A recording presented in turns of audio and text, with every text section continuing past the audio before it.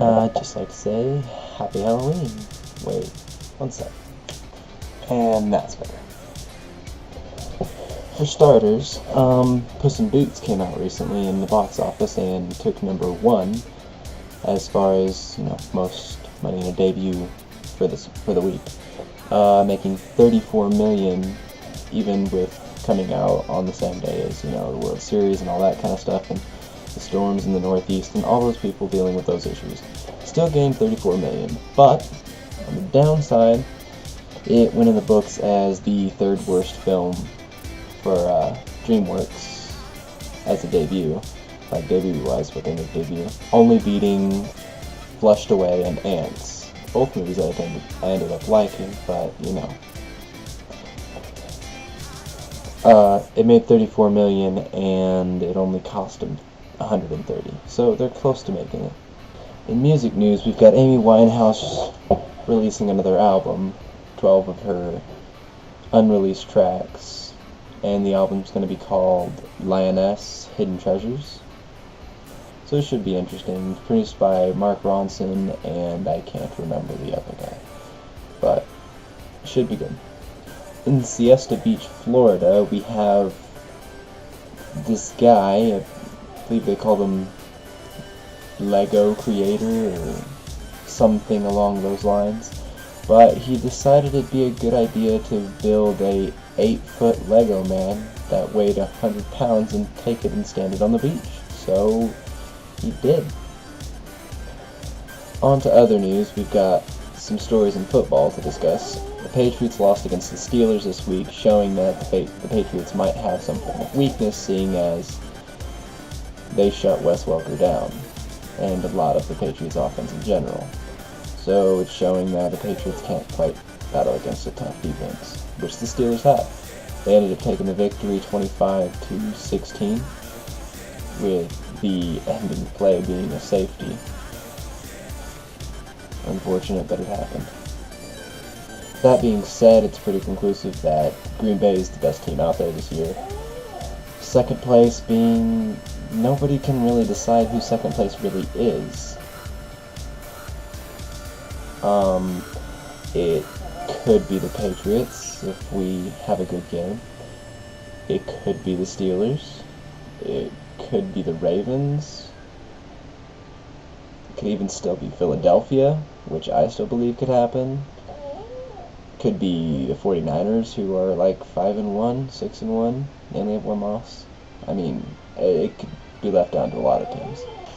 After having a huge week last week against the Indianapolis Colts, beating them 62-7, the New Orleans Saints went up against the winless St. Louis Rams this week, who have been playing Sam Bradford at quarterback, and which happens to be a quarterback that I like.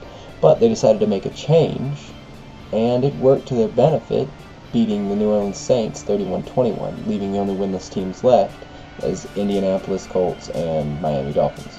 The Rams brought out their strong side of their running game, and it pretty much walked all over New Orleans, which makes you think, does New Orleans not have that good of a run defense? And what happens when they go and play a team like the Vikings, where all they have is a run game? A game that I think would be really interesting to see would be Indianapolis Colts versus the Miami Dolphins, because it'd be so awful that it'd be good.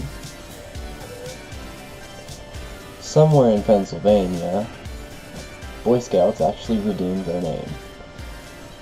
Sometimes Boy Scouts tend to get made fun of when they're a little kid, but for this one boy, his skills from Boy Scouts the previous year paid off. During lunch, one of his friends started choking, and he immediately jumped up and gave him the Heimlich, ending up saving his life by dislodging the cheese stick or something that was down his throat. So, Boy Scouts paid off, and the kid's pretty much a hero now. Lindsay Lohan has made her way back in the news, seeing as she's already posed fully nude for the cover of Playboy magazine, seeing as it was tasteful nude. That's why she agreed to the nearly $1 million deal. I'm saying it was more than money. Justin Bieber was pulled over last week in his 3-car wide motorcade along with some of his friends in a Range Rover, and then Sean Kingston in his black Rolls Royce. All getting away with a warning, but the bigger story is the fact that, Justin Bieber's car, as you would expect, a, very popular pop star would have an incredible car. Well, he just has a black Batmobile with JB on the JB logo on the side, and it's just absolutely sweetly sick. I'll put some links down there to the pictures so you can go see this sweet ride. Now I have some questions to answer. For starters, questions was from Haley, and don't remember the exact words of it, but I knew it was what food would I eat for the rest of my life, and without even thinking, it doesn't take much, I would choose French toast, because French toast is amazing at any point in the day or time. Secondly, question is from Kaylee, what would be my animagus? Well, after figuring out what the hell an animagus is, be without a doubt a lion, because that would be just so cool. Just like, Chronicles of Narnia could be that lion. Oh, it would be amazing. And lastly, Mia asked, favorite holiday tradition. My favorite holiday tradition probably is going to be, I'm going to have to say it's Thanksgiving, because I always loved being able to, when I was younger, obviously, it was just always focused about people would come over, some friends, we'd go outside and play football or one of our many creative war games that we would play outside, and then we'd come in and feast on a shite ton of food, so I couldn't really imagine it getting any better. Once again, I'm going to leave you with another question, but it has to do with a related story. One thing that's trying to be passed in the Army, or about the Army soldiers, is trying to limit the amount of tattoos an Army soldier can have, if not any. Because they feel that it poorly represents the Army's image.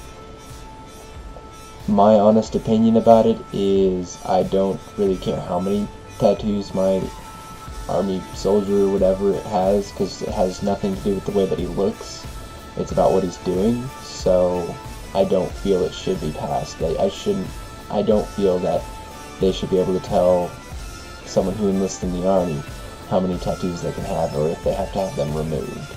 I just see that as wrong. What do you think? Well, I hope everyone has a happy Halloween, and I'm off to make food.